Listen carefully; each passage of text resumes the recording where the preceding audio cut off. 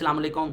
कल का मैं पोस्टें पढ़ पढ़ के ना तंग आ गया। खीर मैं कहा भी आप जो है ना आप देखें, मुल्क किसान रो रहा है, आपके मुल्क का दुकानदार रो रहा है, हर बंदा रो रहा है, हर बंदा परेशान है। कभी आप देखें हमने इस चीज़ के ख़िलाफ़ आवाज़ उठाई? कभी आपने देखा कि किसी ने ये कहा हो कि हमने जो है जी सूद के कारोबार के ख़िलाफ़ जो है ना जहाद करना है? सूद का कारोबार करने वाले बंदे के साथ हमने उसके साथ तो मेरे अल्लाह ने जंग कर दी। उसके साथ तो आप बाहें लेके मिलते हैं, आओ चौधरी साहब आपको मिलें। चौधरी साहब का सितारा भी आजकल रूज के ऊपर है। किसान रो रहा है, दुकानदार रो रहे हैं, किराए भरे नहीं जा रहे। उसके बावजूद भी इस मुल्क का हाल ये है कि अगर लोगों ने अज़ानें दी, अपने अल्लाह को पुकारा, तो उसको किसी गलत साइड पे लेके आपको चूना लगा रहे हैं। अवाम ही पिसरी है, यहाँ पे ज़िम्मेदार पिसरा बेचारा गरीब बेहाल है, बेयारो मददगार है, ना उसके पल्ले कोई आना इन्होंने गंदम में रहने दिया, ना मक्की में रहने दिया।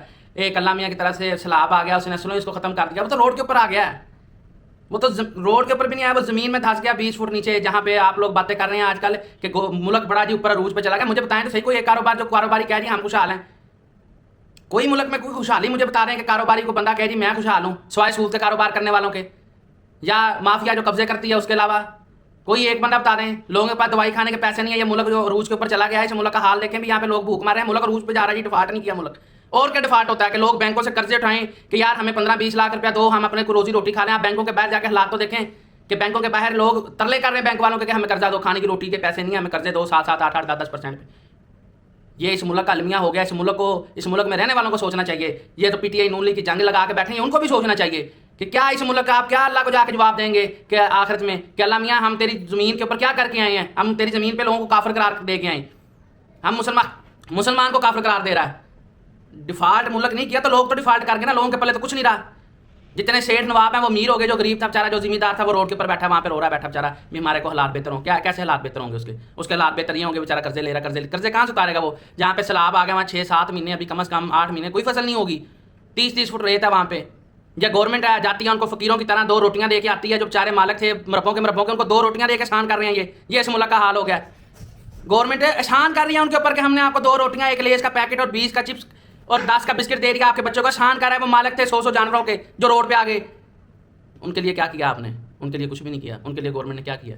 कुछ भी नहीं किया उनके लिए गवर्नमेंट ने। गवर्नमेंट क्यों करेगी कुछ? गवर्नमेंट तो चाहती है वहाँ गुर्बत में आ जाए, कर्जों में डूबे, हम अमीर हों। वो किसी के घर लंगड़ा पैदा हो जाए ना तो वो शुक्र अदा करता है भी मेरे घर लंगड़ा आया, मैं इसको भीख मांगने। ये लंगड़ा ही हो गया ना मुल्क के लोग सैलाब से मर गए, लंगड़ा हो गया, कर्जे आएंगे, अरबों डॉलर आएंगे। इधर आवाम लड़ी मरी जा रही है, आवाम कह रही है जी मुल्क जो है ना जी बहुत तरक्की कर गया, मुल्क जो है ना इस टाइम हाईजैक जा रहा है। सारे लोग जिस मर्जी शहर के बंदे को मिलो ना वो परेशान है, हालात ख़राब है, ज़िम्मेदार रोड पे है, लेकिन मुल्क तरक्की बाकी कर रहा है। जिनका सेठों नवाबों का उनकी तरक्की हो रही है, बाकी तो सारे बेचारे यारों मददगार पड़े हैं। ये मुल्क की आवाम उस वक्त नहीं बोली जब कुत्तों के खाने वाला गंदम का आटा जो है ना वहाँ को धूस के दिया जा रहा है, नहीं बोलेगी वहाँ। यूट्यूब के ऊपर आप देखो तो ऐड क्या आ रही हैं, 25,000 30,000 कर्जे की ऐड, नहीं बोलेगी ये आवाम, कभी भी नहीं बोले। क्यों बोलेंगे? ये तो खुद लेने वाली आवाम है। वो कहते हैं चलो 25-30,000 रुपये लगाओ, बाद में देखी जाएगी वो कर्जे कटवा रहे हैं, वो कर्जों की क्या बड़ी जा रही है। हर 1 सेकंड के बाद आपको कर्जे की ऐप आ रही है, कर्जा ले लो। ये मुल्क का हाल है। अल्लाह हमारे पर रहम करे, अल्लाह से दुआ करें अल्लाह हमारे हाल पर रहम करे, जो कि अब हमें ज़रूरत भी है, माफ़ियों की भी ज़रूरत है। अल्लाह से दुआ करें अल्लाह हमारे हाल पर रहम करे, बार बार दुआ करें। जी अल्लाह रहम करेगा तो हम लोग शायद बच जाएँ, नहीं तो ये जो हालात आपके मुल्क के हो गए हैं ये बहुत बुरे हालात हैं। इस सैलाब ने बहुत बुरे हालात कर दिए हैं। सैलाब से पहले भी हालात ख़राब थे, लेकिन सैलाब ने तो बहुत लाखों लोग रोड के ऊपर आ गए हैं, जिनके पास ना खाने को रोटियाँ हैं, ना पहनने को कपड़े हैं, ना उनके पास कोई कारोबार रहा, ना उनके जानवर रहे, ना उनको कोई माल रहा। 30-30 फुट जहाँ पे सैलाब का पानी उतरा, 30-30 फुट वहाँ पे रेत चढ़ी खड़ी है। आप लोग किस जंग की बात कर रहे हैं? किस मुल्क की तरक्की की बात कर रहे हैं?